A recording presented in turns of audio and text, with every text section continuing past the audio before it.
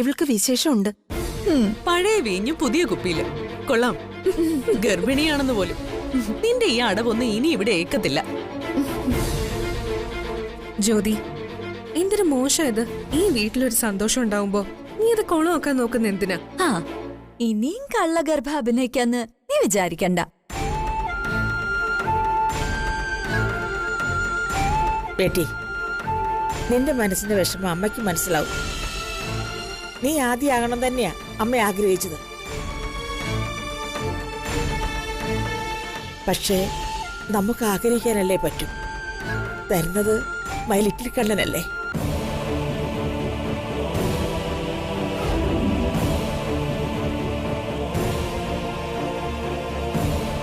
നിരാശ കാണും, അതിനോ. പക്ഷേ അതിന്റെ പേരിൽ ഇനി വെറുതെ ഇവരുടെ മുന്നിൽ നാണം കെടാൻ നിൽക്കരുത്. അമ്മേ, ഞാൻ പറഞ്ഞത് സത്യമാ. വേണ്ട വേണ്ട, നീ ഒന്നും പറയണ്ട.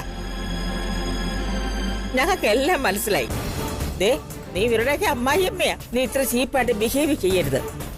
ദേ, ജ്യോതി ഇങ്ങനെ പറഞ്ഞെന്ന് വെച്ച് ആരും അവളെ കളിയാക്കാൻ നിൽക്കരുത് കേട്ടോ.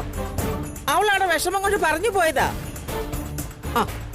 അപ്പോ നാളത്തെ ചടങ്ങിന്റെ ഒരുക്കങ്ങളൊക്കെ ഞാൻ നിന്നെ ഏൽപ്പിക്കുക. അമ്മ, ഞാനൊന്ന് പറഞ്ഞോട്ടെ. വേണ്ട, നീ ഇപ്പൊ ഈ മണ്ടത്തരം പറഞ്ഞു എന്ന് അറിഞ്ഞാലേ അതിന് നാണക്കേടേ.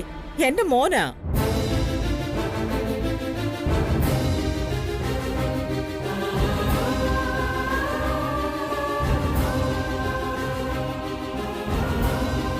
വാ പിള്ളേരെ, ഗോ ഗോ.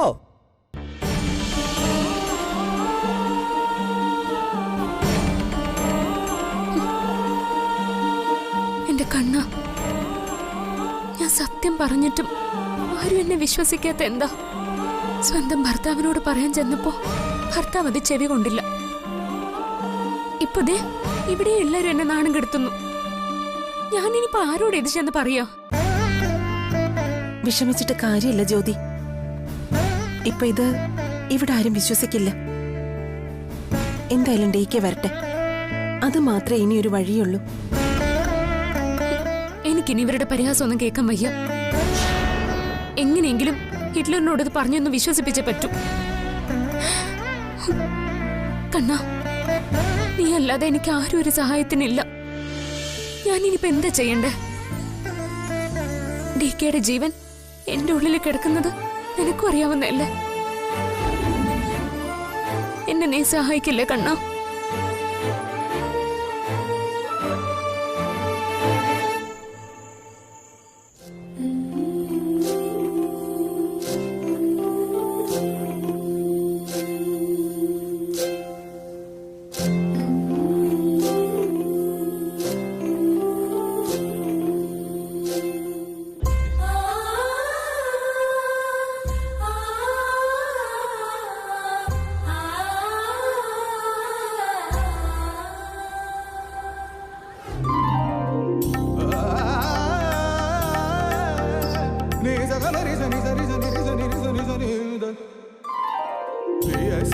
എങ്ങനെയുണ്ട്? കൊള്ളാവോ? പിന്നെ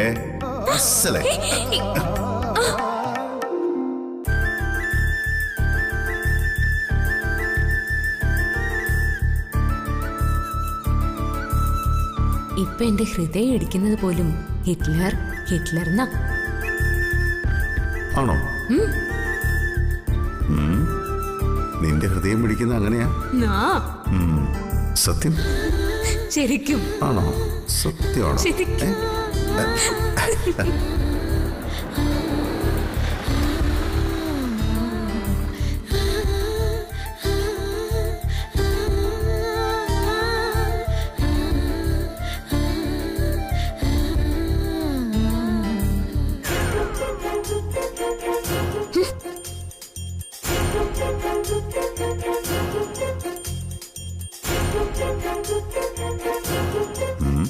എന്താടോ, തനിക്ക് എന്തു പറ്റി? കാര്യം പറയടോ, എന്താ പ്രശ്നം? നിങ്ങളൊരു ഭർത്താവാണോ ഹിറ്റ്ലറെ? ഭാര്യ സന്തോഷത്തോടെ എന്തെങ്കിലും ഒരു കാര്യം പറയാൻ അടുത്തേക്ക് വരുമ്പോ ഇങ്ങനെയാണോ പെരുമാറേണ്ടേ? എത്ര സന്തോഷത്തോടെയാ ഞാൻ നിങ്ങളോടൊരു കാര്യം പറയാൻ വേണ്ടി ഓഫീസിലേക്ക് വന്നേന്നറിയോ? ഞാൻ പറഞ്ഞ എന്തെങ്കിലും ഒരു കാര്യം നിങ്ങൾ ശ്രദ്ധിച്ചോ? നിങ്ങൾ എന്നെ ഇവിടെ നാട്ടി ഓടിച്ചില്ലേ? തനിക്കെന്ത് ഇത്ര വലിയ കാര്യം പറയാനുള്ളത്? എന്നാ പിന്നെ കുറച്ചു നേരം അവിടെ കാത്തു നിന്നിട്ട് പറയാമായിരുന്നില്ലേ? അതിനവിടെ ഒരു മിനിറ്റ് പോലും നിൽക്കാൻ എന്നെ സമ്മതിക്കണ്ടേ? അതിനു മുമ്പ് എന്നെ ഗെറ്റ് ഔട്ട് അടിച്ചില്ലേ? നോക്കിക്കോ, ഇനി ഞാൻ നിങ്ങളോട് മിണ്ടത്തില്ല. അയ്യോ, അങ്ങനെയൊന്നും പറഞ്ഞു കളയല്ലേ. ദേ, എനിക്കാണെങ്കിലേ ഒരു ദിവസം നിന്റെ 2 മണ്ടത്തരങ്ങളെങ്കിലും കേട്ടില്ലെങ്കിൽ ഉറക്കം വരുന്നില്ല. പെണങ്ങാതോ, താൻ കാര്യം പറ.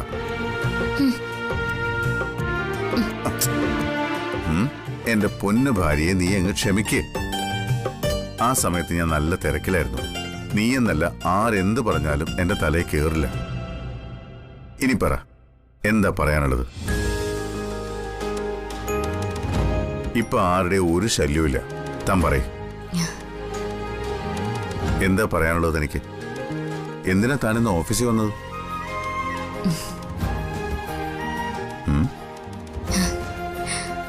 എന്താ ബേക്കറിക്കാരിക്ക് ഇത്ര വലിയ നാണം?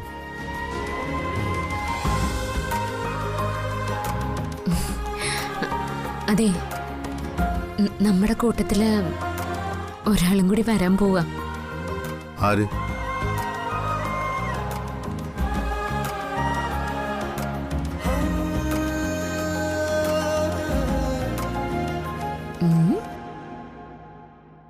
ഇതിനകത്തെ ഒരു കുഞ്ഞ് ഹിറ്റ്ലർ ജീവൻ വച്ചിട്ടുണ്ട്.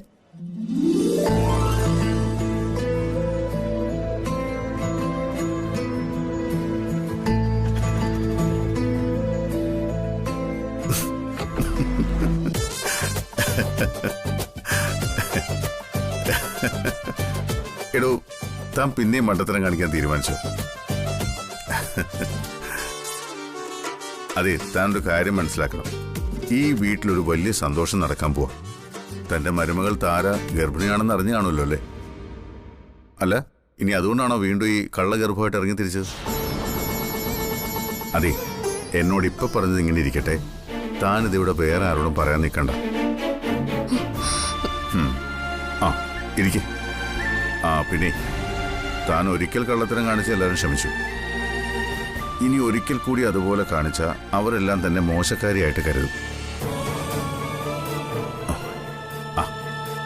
താൻ വിഷമിക്കാതോ, നമുക്ക് കുഞ്ഞുങ്ങളുണ്ടാവും. താരയുടെ പ്രഗ്നൻസി കണ്ട അസൂയമൂത്ത് തന്റെ ഈ കള്ള പ്രഗ്നൻസി കെട്ടല് ഇപ്പൊ വേണ്ട. എല്ലാരും ഞാൻ തമാശ പറഞ്ഞതല്ല, കള്ളം പറഞ്ഞതുമല്ല, സത്യമായിട്ടും പറഞ്ഞതാ.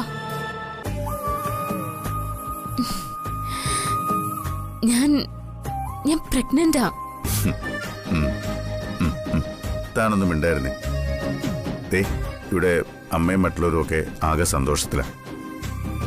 താനായിട്ട് അവരുടെ സന്തോഷം കെടുത്തരുത്. അതുകൊണ്ട് ഇനി ഇങ്ങനെ കള്ളത്തരം കാണിച്ച് ആരെയും വിഷമിപ്പിക്കാൻ നിൽക്കണ്ട. മനസ്സിലായോ? ഞാനിത് മണ്ടത്തരം പറയുന്നതോ കള്ളത്തരം പറയുന്നതൊന്നും അല്ല, സത്യമാ. ഞാൻ വേണമെങ്കിൽ ഡോക്ടറുടെ റിപ്പോർട്ട് കാണിച്ചു തരാം. ഏയ്, എനിക്കൊരു റിപ്പോർട്ടും കാണണ്ട. തന്നെ എനിക്ക് അറിഞ്ഞൂടെ? ഒരിക്കൽ താനത് പറഞ്ഞപ്പോ എല്ലാവരും ആദ്യം വിശ്വസിച്ചു. ഇനി തന്റെ ഈ കെണിയിൽ ആരും വീഴത്തില്ല. അതുകൊണ്ട് ഈ നമ്പർ വേണ്ട. താൻ പോയി എനിക്ക് കുടിക്കാൻ കുറച്ച് വെള്ളം എടുത്തുണ്ടോ? ചെല്ലേ.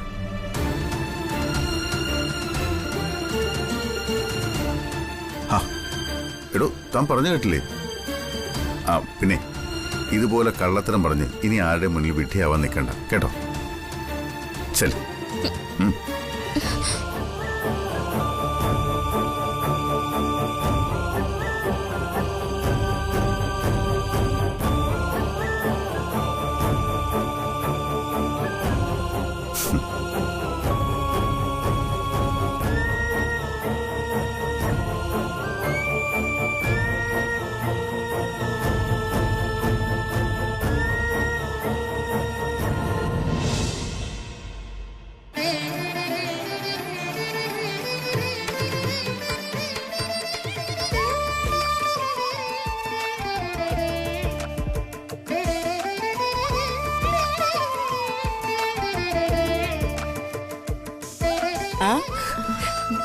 Hi, Betties.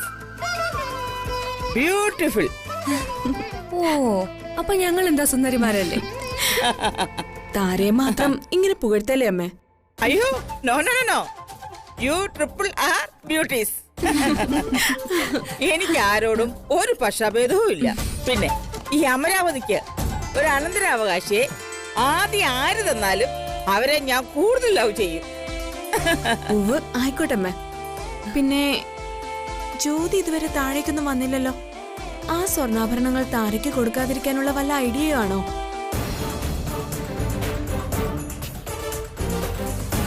നിങ്ങൾ ആരും ജ്യോതിയെ തെറ്റിദ്ധരിക്കണ്ട.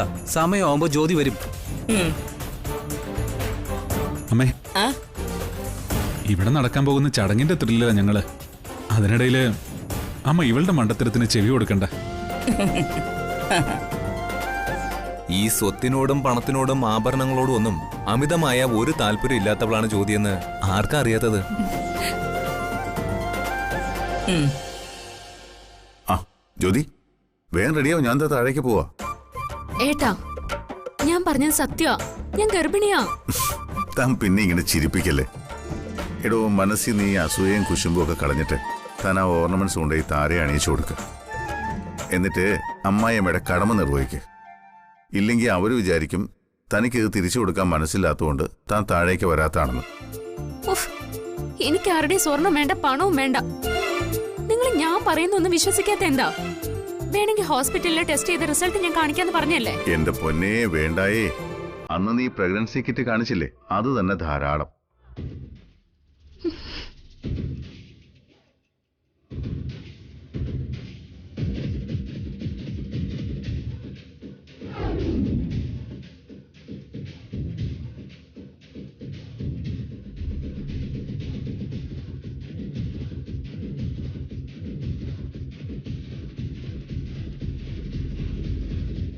നോക്കട്ടെ അമ്മേ. ദേ, ഇപ്പൊ സമാധാനായല്ലോ രണ്ടുപേർക്കും. ദേ, 2 പിങ്ക് ലൈനുണ്ട്. ഇപ്പൊ ഉറപ്പായില്ലേ ജ്യോതി പ്രഗ്നന്റ് ആണെന്ന്?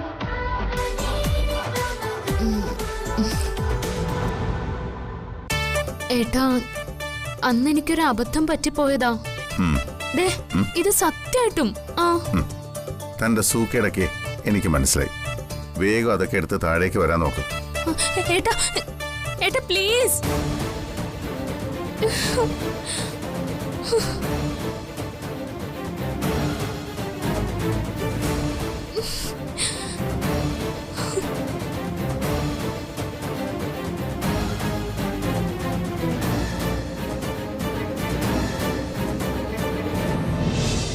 ആ ബേട്ടി, എന്താ അമ്മ? നീ ഒരു കാര്യം ചെയ്യ്, പോയി ജ്യോതിയെ വിളിച്ച് ആഭരണങ്ങൾ എടുത്തോണ്ട് വാ. അയ്യോ അമ്മ, ഞാൻ തന്നെ പോണോ? അമ്മ പോയി വിളിച്ചാ പോരെ? നീ പോയിട്ട് വിളിക്ക്. വന്നില്ലെങ്കിലേ ഞാൻ പോയി കൂട്ടിക്കൊണ്ടുവരാം. ശരി, ചെല്ലേ.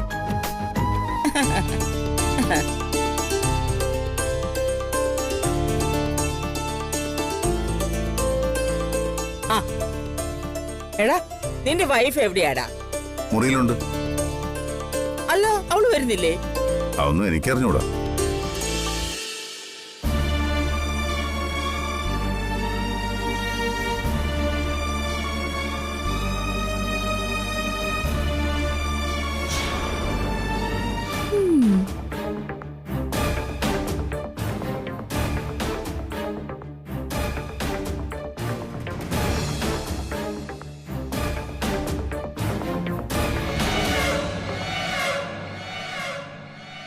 ദേ, അവിടെ എല്ലാം റെഡി ആയിരിക്ക. നിന്റെ അച്ഛനും അമ്മ ഇപ്പൊ എത്തും. ഇങ്ങോട്ട് എണീക്ക്. ഇത് എന്തൊരു കോല ഇത്? നീ ഇതുവരെ റെഡി ആയില്ലേ?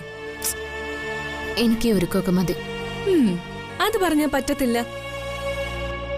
ഇന്നത്തെ ദിവസത്തെ പ്രധാന ചടങ്ങ് നിർവഹിക്കേണ്ടതേ നമ്മുടെ അമ്മായി അമ്മയാ. അപ്പൊ നീ സുന്ദരിയായിരിക്കണ്ടേ? എന്റെ സൗന്ദര്യത്തിനൊന്നും ഇന്നൊരു പ്രസക്തിയില്ല. നീ ഇനി ഒന്നും പറയണ്ട. ദേ, ഈ ഡ്രസ്സൊക്കെ ഒന്ന് മാറിയേ, എന്നിട്ട് പെട്ടെന്ന് റെഡിയായേ. റെഡിയാവും.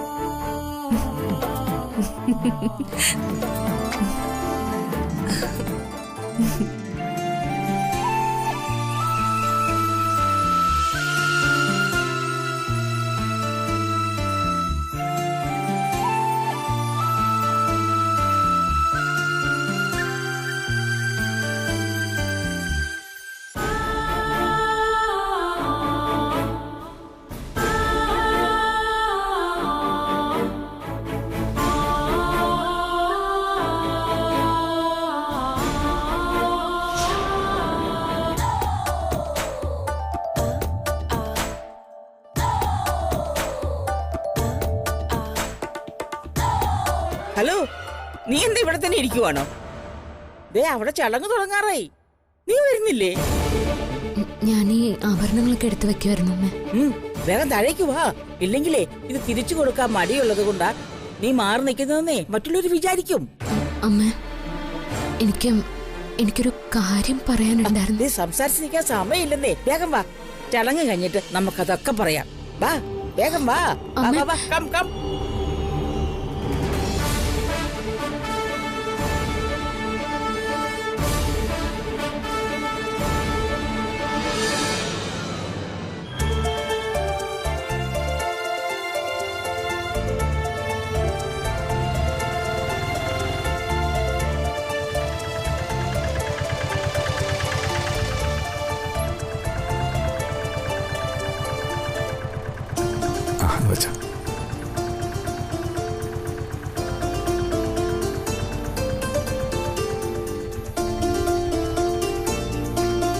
എല്ലാരും ഉണ്ടല്ലോ. മോനെ, ചടങ്ങുകളൊക്കെ തുടങ്ങിയോ? ഇല്ല. പ്രിയമോളും ജയപ്രകാശം വന്നോ? ഇല്ല, അവരിപ്പോ അങ്കിളെ, മോനെത്തിയ? ഏട്ടാ, ജയപ്രകാശ് അവള് വന്നില്ലടാ? ഇല്ല, അവൾക്ക് ഭയങ്കര നടുവേദന, യാത്ര പാടില്ലെന്നാ ഡോക്ടർ പറഞ്ഞിരിക്കുന്നത്. ജയപ്രകാശ്, എന്തൊക്കെയുണ്ട്? സുഖല്ലേ? ഞങ്ങൾക്ക് സുഖം തന്നെയാ. എന്നാലും നിങ്ങൾ അങ്ങോട്ട് വരാതിരുന്നത് ഒട്ടും ശരിയല്ല കേട്ടോ. വരാൻ ജയപ്രകാശ്, സമയം നീ കിടക്കുമല്ലേ? നിങ്ങളെപ്പോ എത്തി? ഇപ്പൊ എത്തിയതേ ഉള്ളൂ. ഹാപ്പി അല്ലേ? ഇപ്പൊ ഞങ്ങൾ വളരെ ഹാപ്പിയാണ് പത്മാവതി. സന്തോഷായി. അമരാവതിയിൽ ഇങ്ങനെ ഒരു സന്തോഷത്തിൽ പങ്കെടുക്കാൻ ഞങ്ങൾക്ക് കഴിഞ്ഞല്ലോ. എന്തായാലും പ്രിയക്കല്ല ആദ്യം ലോട്ടറി അടിച്ചത്. അപ്പൊ പ്രിയയുടെ കുഞ്ഞായിരിക്കും നമ്മുടെ കുടുംബത്തിൽ ഏറ്റവും മൂത്തത്. അല്ല, ജ്യോതിമോൾ എവിടെ? ജ്യോതിയേ,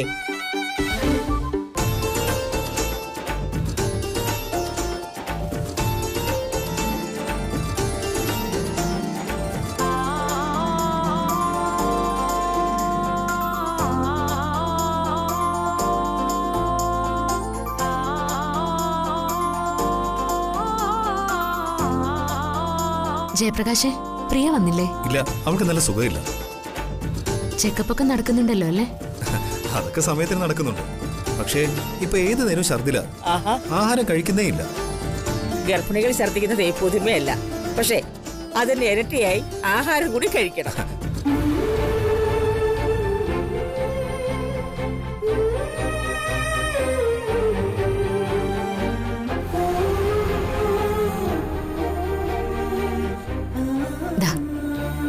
ഇനി നിനക്കുള്ളത് ഈ ആഭരണങ്ങളൊക്കെ. എന്നാ പിന്നെ ജ്യോതി തന്നെ ആഭരണങ്ങൾ താരെ അണിയിക്കട്ടെ. അല്ല മോനെ, അമ്മായിയമ്മയല്ലേ ഇതൊക്കെ ചെയ്യേണ്ടത്? ആഭരണങ്ങൾ അണിയിക്കാൻ വരട്ടെ. ജ്യോതി അമ്മായിമ്മയുടെ സ്ഥാനത്ത് നിന്നുകൊണ്ട് നീ തന്നെ താരയെ പിടിച്ച് അങ്ങോട്ടങ്ങ് ഇരുത്ത്.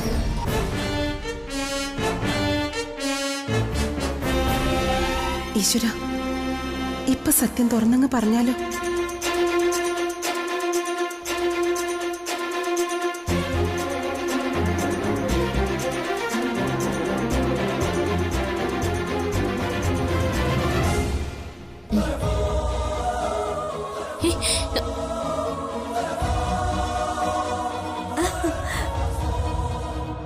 എന്താ?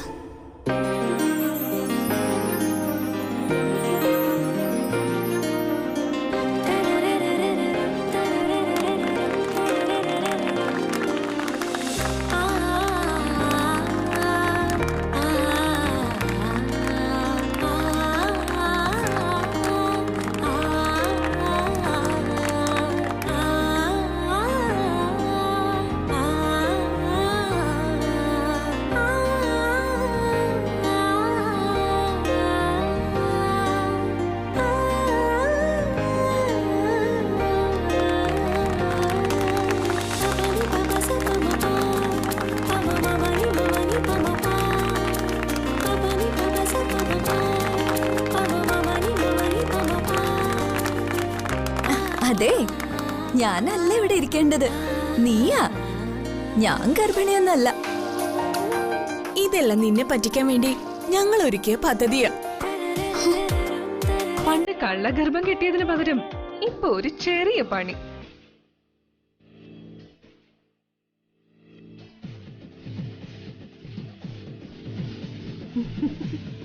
ഈ പദ്ധതി തയ്യാറാക്കിയതേ നിന്റെ ഹസ്ബൻഡ് തന്നെയാ. പിന്നെ അവതരണം മാത്രമേ ഞങ്ങൾക്ക് ഉള്ളു കേട്ടോ.